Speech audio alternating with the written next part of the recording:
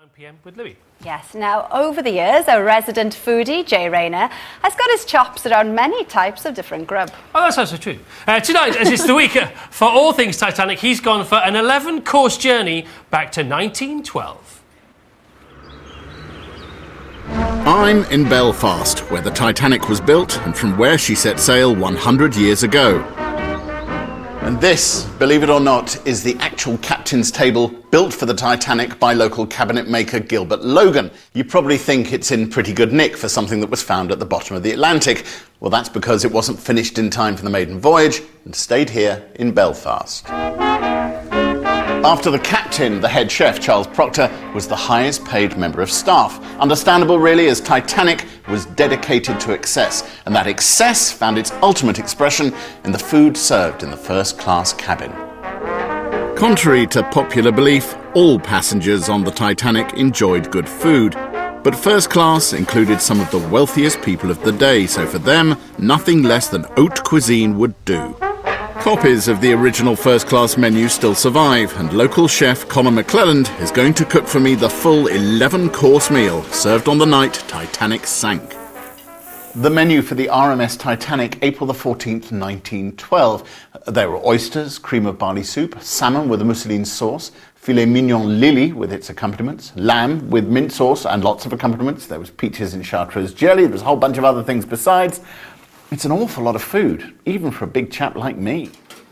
The actual recipes were, of course, lost with the ship, but this was fine dining in 1912, and that meant the heavy influence of Auguste Escoffier, the chef from the Savoy Hotel and the godfather of modern French cuisine. This is a lot of food, isn't it? The essence of your entertainment was your meal. You know, they gathered around 7 o'clock in the evening to have, canopies and champagne, went through into the dining room, and they were there for the duration to the end of the meal. Well, with 11 courses, you've got a lot of work to do, so if I want my lunch, I better leave you to get on with it. Excellent.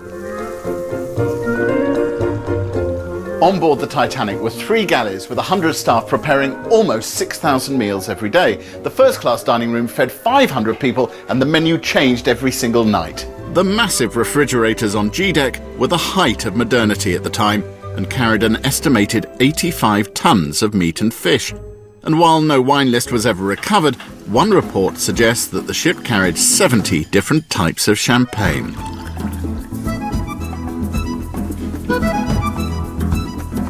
Oysters à la ruche. Thank you very much. Back in this period, the soup course was obligatory, something you had to do. A barley broth may sound very humble, but this one has a serious slug of whiskey in it. I could get drunk on this soup.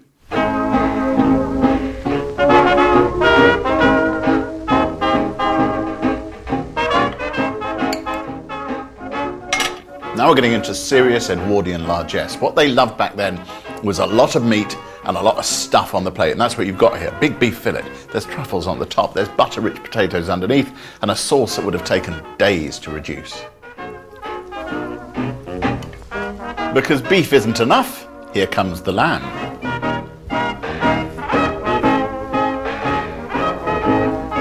Now you're going to serve us this squab dish, or wood pigeon, here at the table. We have this marinated with garlic and garden herbs and a little Madeira jus.